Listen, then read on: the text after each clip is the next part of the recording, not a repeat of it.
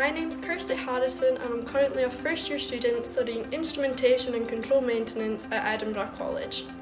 A typical week for us at college is split into two sections where we spend half our week in a classroom setting studying the theory-based subjects, and the second half of our week is spent in a practical environment, whether it's in a workshop or in an outdoor rig. During our first year practical, we spend 2.5 days a week in multiple workshops where we gain all the required knowledge that we need for going to our work site. Once becoming more competent with tasks carried out in the workshop, we're then able to perform these outside on the rig.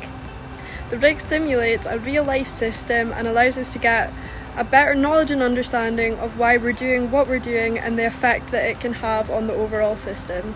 I find it very beneficial when learning the theory-based subjects because the knowledge that we gain in these classes can then be applied in the workshop and everything clicks together and it helps with the overall understanding and the reasoning behind why you're doing what you're doing.